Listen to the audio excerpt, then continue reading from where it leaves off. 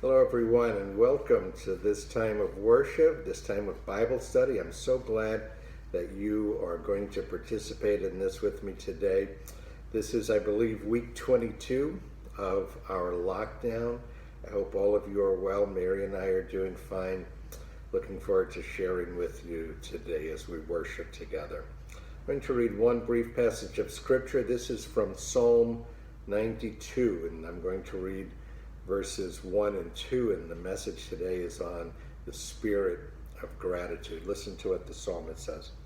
It is good to give thanks to the Lord, to sing praises to your name, O Most High, to declare your steadfast love in the morning and your faithfulness by night. Do you remember those commercials?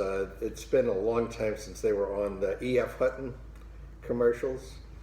They were about an investment bank, E.F. Hutton, and the scenario was always the same in the commercials. People would be, for example, at a party, mingling and talking to one another, 100 different conversations going on here and there, and one person would say, well, my broker is E.F. Hutton, and E.F. Hutton says, and then everything would stop, everything would get quiet because everybody in the room wanted to know what E.F. Hutton had to say on the subject of investing money.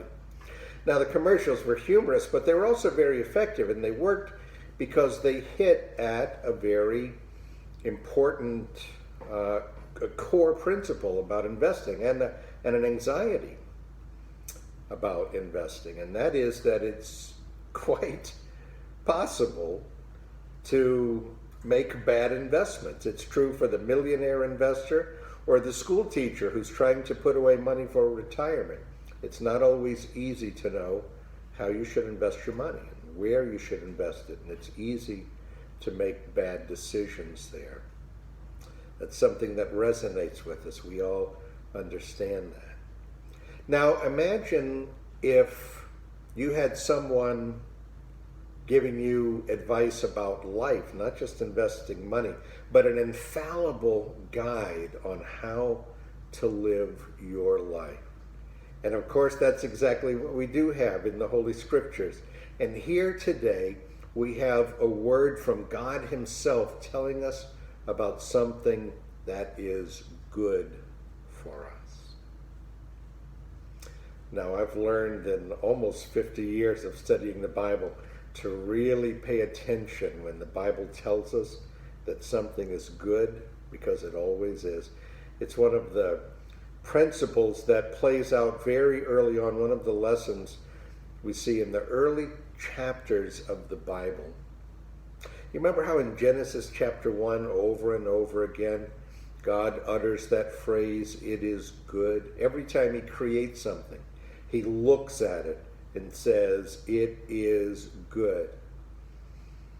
The phrase occurs again in Genesis chapter 3. But this time, it's not God speaking the words, it's Eve. She's having a conversation in paradise in the Garden of Eden with the serpent. The serpent tells her she doesn't need God to tell her what's good and what's bad. She should decide that for herself. And Eve looks at the fruit, and it is good looking. And it does seem like it would be good for food. And so she eats it. And we all know what happened after that. And one of the things the Bible is teaching us in that passage is to pay attention to what God says is good. And don't trust in what we think is good. And so here in this passage, the Bible tells us it is good to give thanks to the Lord.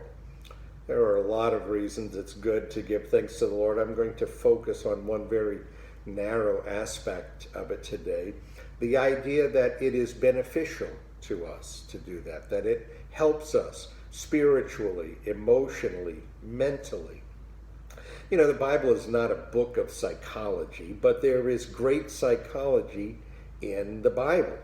Modern researchers are only now beginning to understand the connection between body, mind, and spirit, and how something like gratitude, for example, the regular expression of gratitude can help develop within us a healthy outlook and a healthy mindset.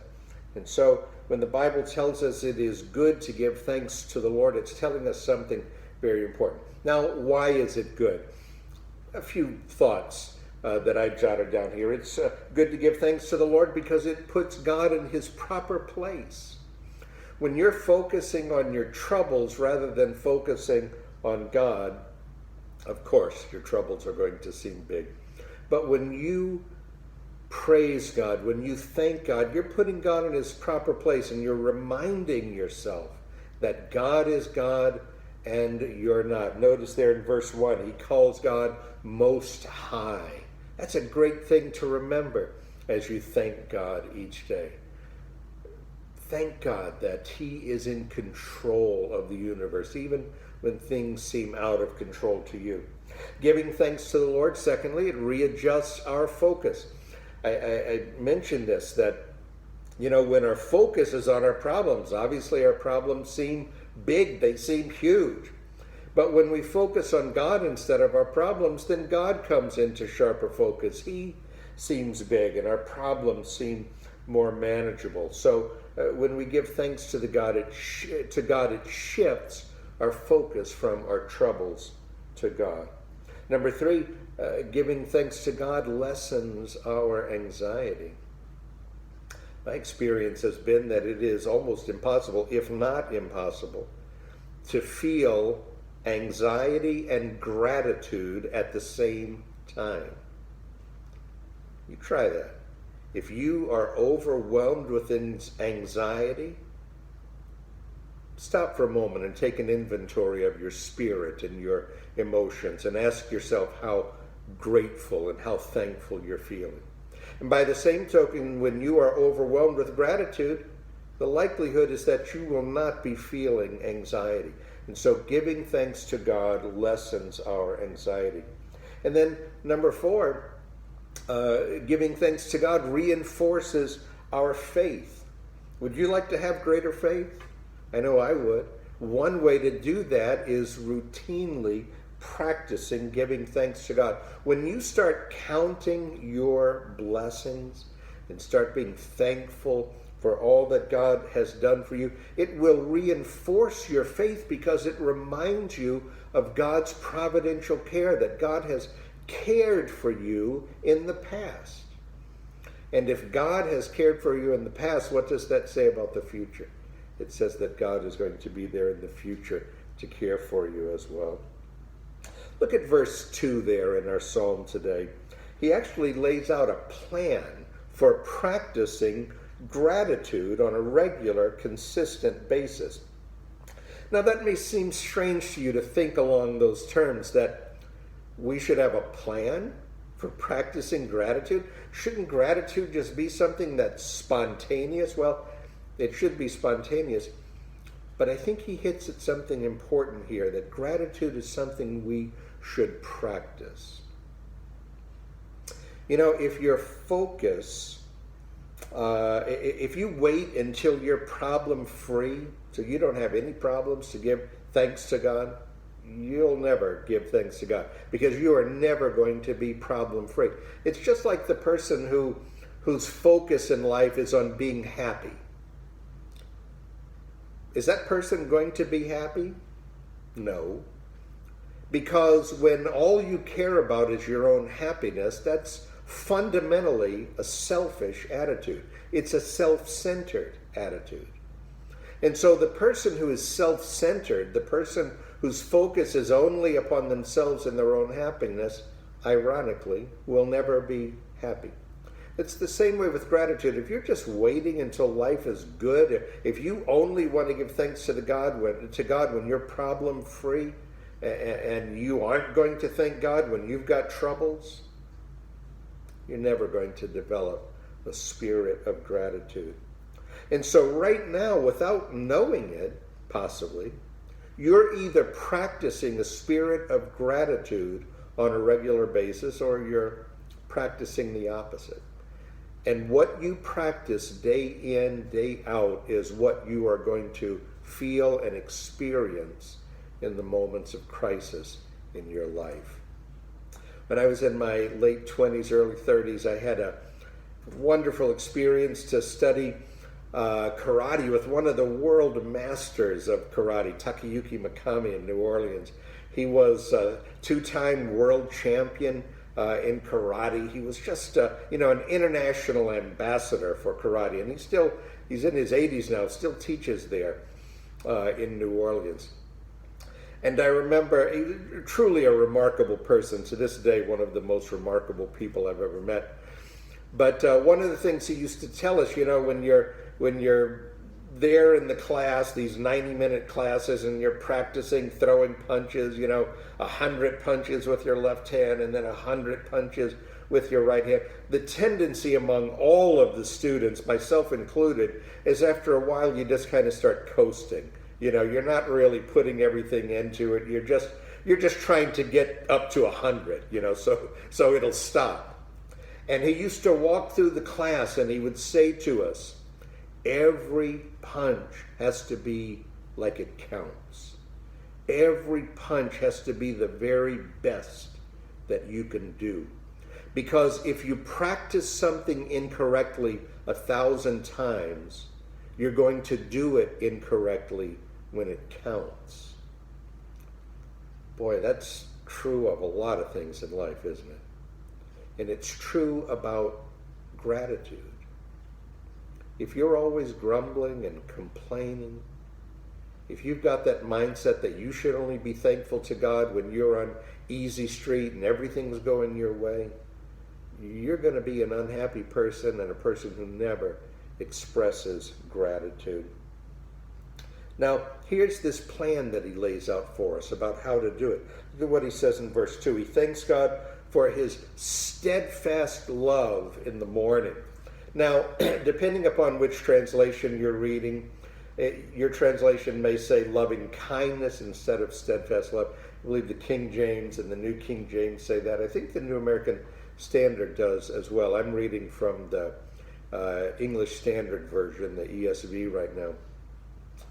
When you see that, a lot of different translations translating one word differently, almost always. The reason is because there is no English word that perfectly captures what this word means. Now, of course, the Old Testament was written in Hebrew. So the Hebrew word here, we don't have an equivalent for it in English. It's the Hebrew word hesed. And hesed is one of the most important words in the Old Testament. It's one of the most important words in all the Bible. It refers to God's covenant love. I like this translation of steadfast love better than loving kindness, because loving kindness to me in English sounds sort of, soft. And there is nothing soft about hesed. Hesed is God's covenant love. It captures the idea of loyalty. There's nothing about emotion or feeling in the word. And it always involves action on behalf of someone else. So when he thanks God for his steadfast love, he's thanking God for his consistent, loyal devotion and action on his behalf. I copied down one definition of hesed that I absolutely love, and I can't remember now who wrote this, but I think it's brilliant. Listen to what this Bible commentator wrote. He said, hesed, again, this is the word that's translated as steadfast love or loving kindness. Hesed is God's stubborn determination to be true to his covenant promises, no matter how long it takes him, no matter how much it costs him, and no matter what we deserve. Wow, hallelujah, isn't that beautiful? And so he's saying here, start your day by thanking God for that. Thanking God that the promises God made to your spiritual ancestors, to Abraham 4,000 years ago, that those promises are still in effect today for God's people, that the covenant promises God has made across millennia are still in effect today, and you are part of that covenant. So start your day by thanking God for his steadfast love. You notice that he says to do that in the morning. You know, the thoughts you have in the morning shape your day for the rest of the day. If your first thought when you open your eyes is, oh gosh, it's Monday, I hate Mondays, or oh, it's only Wednesday, or oh, I've got to go to work today. If that's how you wake up, if those are your thoughts early on, that's what the day is going to be like for you. That will shape your day. That's why the Hebrews were instructed in the book of Deuteronomy to say this upon arising. And I'm quoting here from Deuteronomy chapter 6. Upon arising, they were to say, "Hear, O Israel, the Lord our God is one. And you shall love the Lord your God with all your heart, with all your soul, and with all your might." Now that's a way to start the day, isn't it? So I ask you the question, how are you starting your day? What are the thoughts in your mind when you first wake up? And so that's part of his plan there. He's telling us to focus the day, to start the day by focusing on God's steadfast love. Now look, also in verse 2, he's giving us the second part of this. We focus on God's steadfast love in the morning, and now he says, and your faithfulness at night. One of my favorite hymns is Great Is Thy Faithfulness, and I believe it's one of the hymns that Mary recorded today to send to our church members. Mary records worship songs to send out each Sunday. They go in a separate link to all of our church members, and it's a way for us to be connected, not just in Bible study, but in worship through music as we're meeting remotely. And I'm quite sure that one of the songs she recorded today is Great Is Thy Faithfulness. I absolutely love the message of it because it reminds us that God is faithful to us even when we aren't faithful to him. If I were to ask you right now, if I could sit down with our group in our place of worship and just ask you, now be honest, how many of you have been perfectly faithful to God over the years? You've always been obedient to God. You've never disappointed God. You've always been faithful in serving God and serving other people. How many of you would lift up your hands? Not one of us. But listen to this. In spite of the fact that not one of us has been perfectly faithful to God, God has been perfectly faithful to us. And one of the most liberating and reassuring thoughts that you can have, one of the most reassuring things that you can do, is to lay your head on the pillow at night and be reminded that God has not given up on you. And that's what he's saying here, to do this at night, to put your head on the pillow at night and thank God for his faithfulness to you. Thank God that he hasn't given up on you. Now, right at the very beginning of the two verses I read, it says that this is a psalm for the Sabbath. Probably that means that it was used in worship on the Sabbath in the temple.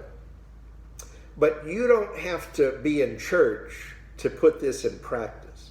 This is something that you can do every day of your life to develop in you that spirit of gratitude. Begin the day by thanking God for his steadfast love, his covenant love that has existed for millennia and still applies to you today. Thank God for his faithfulness. That should be and can be for us a mindset that we develop that carries us throughout the day.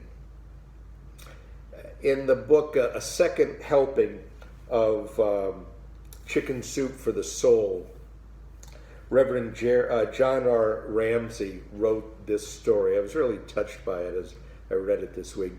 He said that there was a lady in his church who would buy a boutonniere for him to stick in his lapel, a little flower, you know. She would bring that to church each Sunday for him to put in his lapel.